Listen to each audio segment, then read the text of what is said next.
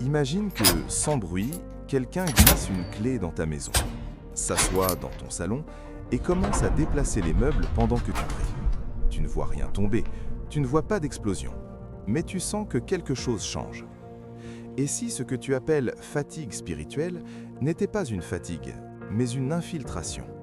Juste avant d'aller plus loin, si ces messages t'aident à discerner et à te fortifier, abonne-toi. Tu ne veux pas rater la suite de cette série. Ce que vous allez découvrir aujourd'hui pourrait devenir le déclic que vous attendiez depuis longtemps. Parce qu'il y a un phénomène que beaucoup ressentent, mais que peu savent nommer. Une oppression, une lourdeur, une confusion qui s'installe. Et parfois, le plus troublant, c'est que ça arrive au milieu même de nos églises ou au cœur de nos vies.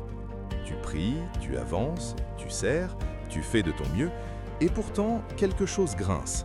Comme si une atmosphère s'était déposée, comme si l'air spirituel avait changé. Et tu te dis, pourquoi je me sens comme ça?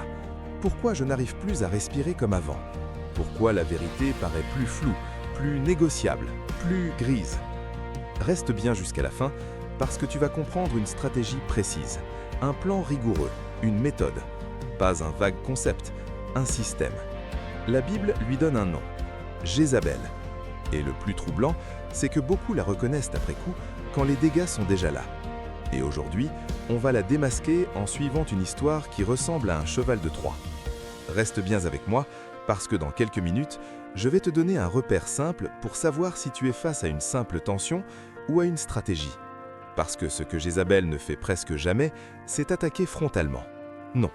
Elle s'invite, elle s'assoit, elle s'installe, elle infiltre. Et quand tu t'en rends compte, elle est déjà à table. Mais attention, ce n'est rien comparé à la révélation qui arrive, parce que cette infiltration a 3 étapes. Et la 3e, c'est là que tout change. Et si tu veux recevoir les prochains épisodes dès qu'ils sortent, pense à t'abonner maintenant. La suite va aller encore plus loin. Alors respire, ouvre ton cœur et surtout garde ton attention. Parce qu'à la fin de cet épisode, tu sauras identifier les signes, comprendre les mécanismes et surtout, tu sauras par où commencer la riposte. Ce que tu vas entendre ici ne concerne pas seulement Israël à l'époque. Ça concerne la façon dont n'importe quelle vie peut basculer quand l'autorité se relâche. Nous vivons dans un temps où la confusion règne.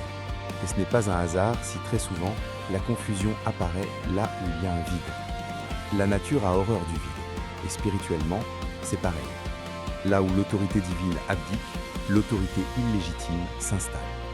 Et c'est exactement le contexte dans lequel la Bible nous place. Israël sous le règne d'Achab. Et il faut être très précis ici. Achab n'est pas présenté comme un roi méchant par nature. Achab est passif. Et sa passivité crée un vide. Un trône qui existe, mais une autorité qui ne tient plus sa place. Un leadership qui est là, mais qui ne gouverne plus selon Dieu. Et ce vide appelle quelque chose. C'est là que le cheval de Troie arrive. La Bible nous dit qu'Achab épouse Jézabel, un roi 631. Et comprend bien l'intelligence de la stratégie. Jézabel ne commence pas par une guerre. Elle commence par une alliance, une union, un attachement, une proximité. Parce que la séduction, c'est la porte d'entrée. Et c'est là que beaucoup se trompent. On croit reconnaître l'ennemi au bruit, alors qu'il arrive souvent avec le sourire. Ce n'est pas frontal, c'est relationnel. C'est doux, c'est attirant, c'est presque logique. Et c'est pour ça que c'est dangereux. Si tu reconnais déjà des choses dans ta vie, reste jusqu'au bout et abonne-toi. Cette série est pensée pour t'équiper étape par étape. Jézabel cherche le contrôle absolu. Mais elle ne le prend pas en criant, elle le prend en s'attachant. Elle déploie un plan rigoureux, infiltrer l'alliance, étouffer la vérité, s'approprier l'héritage. Et son mode opératoire se résume en 3 étapes clés. Séduction, pour pénétrer le cercle de confiance, substitution, pour remplacer l'autorité en place, élimination, pour supprimer toute opposition. Tu vois l'ordre? D'abord, elle entre. Ensuite, elle remplace. Enfin, elle détruit. Et c'est exactement ce qui se passe après le mariage. Parce que l'infiltration, ce n'est pas juste se marier. L'infiltration, c'est épouser le système, s'accrocher à une autorité passive, se greffer. Et là, on doit faire une application très directe. Attention aux alliances que nous contractons. Parce qu'un esprit de contrôle cherche quelqu'un de passif, blessé, vulnérable, pour s'y greffer. Puis, le piège se referme. Et ça peut se produire dans un couple, dans une relation, dans un environnement de travail, dans une collaboration. même dans un ministère. Parce que l'objectif n'est pas la cohabitation. Jézabel n'entre pas pour vivre à côté de l'autel de Dieu. Elle entre pour le remplacer. Et ça, c'est la deuxième phase de cette alliance, la reprogrammation. Jézabel ne casse pas le trône. Elle change l'esprit qui s'y assied. Elle reprogramme les valeurs du royaume. C'est une reprogrammation identitaire spirituelle. Elle ne vient pas dire « je viens détruire ton Dieu ». Elle vient dire « oui, tu peux rester spirituel, mais on va changer la source ». Et c'est là que l'atmosphère change. Une fois mariée, Jézabel ne s'est pas contentée d'adorer son Dieu dans son coin. Non, elle a officiellement remplacé l'autel de l'Éternel par l'autel de Baal. Elle a changé l'atmosphère spirituelle du pays. Elle a coupé le peuple de la vraie source de vie pour le connecter à des sources occultes. Et c'est ça le cheval de Troie. Tu crois que c'est juste une cohabitation. Mais en réalité, c'est une substitution. Tu crois que rien n'a changé parce que le langage semble pareil. Mais la source, elle, a changé. Et si cela vous a déjà inspiré, attendez la suite. Parce que quand l'atmosphère est modifiée, Jézabel passe à l'étape suivante. Et là, le masque tombe. Ici, on entre dans la phase la plus sournoise, parce qu'elle ne ressemble pas à une attaque. Elle ressemble à une organisation. Une fois l'alliance en place, Jézabel ne vise pas la cohabitation. Elle vise l'élimination totale de la voix de Dieu. Et maintenant, c'est la purge. La Bible le dit avec une clarté brutale. Lorsque Jézabel extermina les prophètes de l'Éternel. Note bien ça. Quand la vérité disparaît, ce n'est jamais par accident. C'est presque toujours parce qu'elle dérange quelqu'un. Remarque quelque chose. Sa première action n'est pas politique, elle est spirituelle. Elle massacre les porteurs de vérité. Pourquoi ? Parce que Jézabel ne peut pas opérer tant qu'il y a des voix prophétiques claires qui dénoncent son péché, tant que la vérité est nommée, tant que la repentance est prêchée, tant que la sainteté est défendue. Alors, elle purge. Et ici encore, l'application est contemporaine. Aujourd'hui, combien de fois on disqualifie ceux qui prêchent la repentance ? On dit « Oh, ne parle pas trop de péché, on veut l'unité ». On dit « Sois moins radical ». On dit « Ce n'est pas le moment ». Et sans s'en rendre compte, on fait une purge moderne déguisée. On ne tue pas forcément physiquement, mais on réduit au silence, on met à l'écart, on étiquette, on isole. Et quand la voix prophétique disparaît, Jézabel peut installer la substitution. Et voilà le danger. Ce qui ne détruit pas ta foi peut la remplacer sans bruit. Si tu veux d'autres clés comme celle-ci, abonne-toi. Plus tu avances dans la série, plus tu vas voir les schémas se dessiner. La Bible montre qu'elle installe 450 prophètes de Baal. Même structure, autre esprit, même vocabulaire spirituel, mais plus le même alignement. Le peuple croit toujours être spirituel, mais il n'est plus connecté à la vraie source. Et observe la finesse. Elle change ta foi sans toucher à ton langage. Tu continues à parler de Dieu, mais ce n'est plus Dieu qui gouverne. Et c'est là que les définitions se déplacent. La foi devient du bien-être plutôt que de la transformation. La vérité devient ce qui me fait du bien. La sainteté devient optionnelle. Résultat, tu crois toujours, mais tu ne résistes plus. Et ça, c'est un signe. Quand une atmosphère te maintient croyant mais t'empêche de résister, c'est que quelque chose a été substitué. Parce que la vraie foi produit une colonne vertébrale. Elle produit une capacité de dire non. Elle produit une capacité de garder l'héritage. Mais quand la substitution a fait son travail, le non devient difficile. Le compromis devient logique. Le mal devient une zone grise. Et c'est là que Jézabel descend du niveau national au niveau individuel. Après avoir neutralisé les prophètes, elle vise une cible précise, Naboth. Et prépare-toi parce que ce qui arrive ensuite est terrifiant, non pas par sa violence seulement, mais par sa religiosité. C'est ici que beaucoup comprennent enfin, parce qu'on va voir Jézabel faire quelque chose d'encore plus choquant. Utiliser le religieux pour commettre l'injustice. Une fois les prophètes tués ou cachés dans des cavernes, Jézabel s'attaque à l'individu fidèle, Naboth. Et ici, l'histoire devient un miroir. Parce que Naboth représente l'homme, la femme, le croyant, qui a un héritage, quelque chose reçu, quelque chose de sacré, quelque chose qui ne se vend pas. Et c'est précisément ce que Jézabel veut. Elle veut s'approprier l'héritage. Et pour y arriver, elle fait quelque chose de très précis. Elle légalise ce que Dieu interdit. Elle change le mal en bien.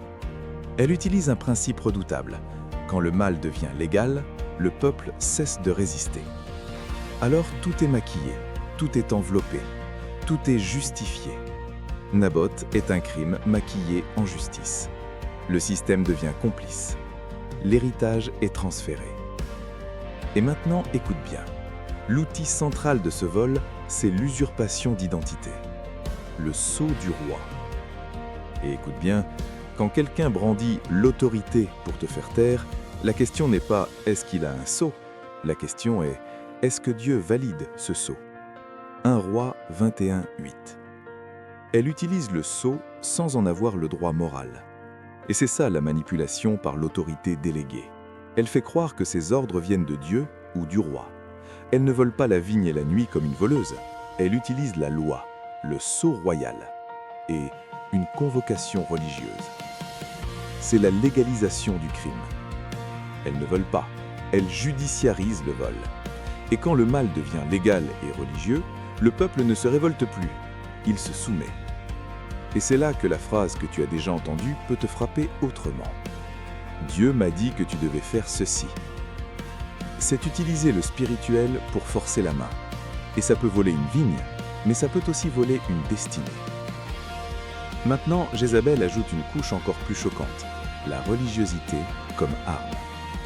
Le faux jeûne. Si tu veux comprendre comment discerner la vraie consécration de la religiosité manipulatrice, abonne-toi, les prochains épisodes vont te donner des outils très concrets. Le fait biblique. Elle proclame un jeûne, une sainte provocation, pour piéger un innocent. Elle organise une réunion de prière pour organiser un assassinat social. Et là, regarde la perversité. Elle place Naboth en tête du peuple. Flatterie, mise en avant, position d'honneur. Et derrière cette mise en avant, c'est la destruction. Alors oui, méfiez-vous de la spiritualité qui sert à accuser les frères. L'esprit de Jézabel peut utiliser les Écritures, il peut utiliser les rites, il peut utiliser le langage saint pour justifier la méchanceté. Et ensuite, elle enclenche l'intimidation par la terreur. Naboth est lapidé pour avoir obéi à la loi, garder l'héritage. Plus tard, Élie sera menacé de mort, 1 Roi 19. Le message est clair, si tu résistes, tu meurs. Elle crée un climat de peur. Et aujourd'hui encore, cette atmosphère existe. La peur de parler, la peur de confronter, la peur de perdre sa place, la peur d'être étiqueté, la peur d'être isolé. Et c'est comme ça que Jézabel installe une atmosphère toxique. La résistance devient dangereuse. Puis vient cette dynamique moderne. Elle légalise tes compromis. Le mal devient une zone grise. Quelque chose n'est plus aligné, mais tu as trouvé une bonne raison. Et parfois, notre tribunal intérieur utilise nos raisonnements comme de faux témoins pour valider l'interdit. Et le résultat est terrible. Le mal est validé, ton héritage est volé, et ta destinée est bloquée. Mais voici la question essentielle. Face à cette machine de guerre, quelle doit être notre première réponse? La bataille pour l'héritage. Et la riposte commence par un mot simple, un mot qui semble petit, mais qui est une bombe spirituelle. Le nom de Naboth. Première ligne de défense. Le texte dit « Que l'Éternel me garde de te donner l'héritage de mes pères » 1 Roi 21, 3. Pour Naboth, la terre n'était pas une marchandise, c'était un don sacré. Et c'est un enseignement direct. Connaître la valeur de ce que Dieu nous confie est notre premier rempart contre le contrôle. Ton appel, ta famille, ta doctrine, ce que Dieu t'a confié, ce qui vient de tes pères, ce qui ne se vend pas. Et même si Jézabel a brisé le corps, elle n'a pas brisé l'âme. Naboth meurt invaincu. Et c'est là que l'histoire bascule vers quelque chose d'encore plus large. Parce que le vrai but de Jézabel n'est pas seulement ta vigne d'aujourd'hui, elle veut former la prochaine génération. Si elle ne peut pas t'acheter, elle essaiera de voler ton territoire, ton culte actuel et aussi ton futur. Et c'est exactement ce que l'Apocalypse révèle, l'enseignement de Jézabel. Apocalypse 2:20. Après l'infiltration et la légalisation, l'objectif devient la normalisation et la transmission, par l'enseignement. La cible, un christianisme soft, une foi sans colonne vertébrale. Et voici les symptômes de cet héritage quand la transmission est polluée. Indiscipline, une foi sans rythme et sans cadre, subjectivité, la vérité basée sur le ressenti plutôt que sur les faits, obéissance relative, la négociation selon le contexte. Duplicité, une vie publique soignée, une vie privée en contrôlée. Utilitarisme, Dieu vu comme une solution, non comme un seigneur. Et là, la punchline doit rester gravée. Ce que tu tolères aujourd'hui, quelqu'un appellera ça normal demain. Parce que la méthode de Jézabel, c'est l'enseignement par la culture. La formation ne se fait pas forcément par des cours, elle se fait par immersion. Ce qui est populaire devient vrai. Les modèles comptent. Admirer le succès sans cohérence enseigne que l'apparence suffit. Et le silence est un enseignement. Ne pas nommer les dérives revient à les valider. Alors la riposte finale n'est pas seulement d'être plus fort. La riposte finale, c'est de rétablir les garde-fous. Protéger la prochaine génération ne demande pas seulement de mieux prêcher, mais de sécuriser la transmission. Avec des piliers. Vérité non négociable, le juste reste juste même s'il est impopulaire. On ne déplace pas les bornes anciennes, les fondamentaux. Une culture de la vérité, parler vrai et couper ce qui nourrit le compromis. Et voilà pourquoi cet épisode s'appelle le cheval de Troie. Parce que Jézabel ne gagne pas quand tu tombes. Elle gagne quand ton cadre intérieur disparaît et quand la génération suivante hérite du vide. Conclusion. Parce que oui, cet épisode révèle une stratégie, mais la prochaine vidéo va te montrer comment Dieu la renverse. Aujourd'hui, nous avons vu le visage de l'ennemi. Pas une idée abstraite, pas une simple humeur, un système. Et nous avons vu ses étapes, ses leviers, ses stratégies. Elle infiltre par l'alliance. Elle extermine les voix qui la dérangent. Elle substitue la vérité sans bruit. Elle s'attaque à l'individu fidèle. Elle usurpe l'autorité avec le sceau. Elle utilise la religiosité comme arme avec un faux jeûne. Et elle intimide par la terreur pour que l'héritage change de main. Mais l'histoire ne s'arrête pas là, parce que l'espoir ne dépend pas de la passivité d'Achab. Aujourd'hui, l'esprit de Jézabel pense avoir gagné parce que Naboth est mort et qu'Achab est passif. Mais Dieu prépare un Jéhu. Et la prochaine fois, nous verrons comment Dieu se lève pour briser ce joug. Et pendant que tu écoutes ces mots, j'aimerais que tu fasses un pas intérieur. Pas un geste visible, un choix. Pour ceux qui ont été passifs, l'esprit d'Achab, repentance. Pour ceux qui ont été réduits au silence, le syndrome des prophètes cachés, prière pour retrouver sa voix. Pour ceux qui subissent l'intimidation, prière de protection. Et je veux terminer comme une déclaration, une ligne de fracture, une position prise devant Dieu. Seigneur, nous démasquons cette stratégie. Nous refusons de vendre notre héritage. Restaure la voix de tes prophètes dans cette maison. Amen. Souvenez-vous, ce que vous avez découvert aujourd'hui n'est pas une fin, c'est un commencement. Et dans la prochaine vidéo, vous allez voir comment Dieu brise le joug que Jézabel croyait indestructible. Abonne-toi et active la cloche pour ne pas passer à côté. La suite n'est pas une option si tu veux tenir ferme.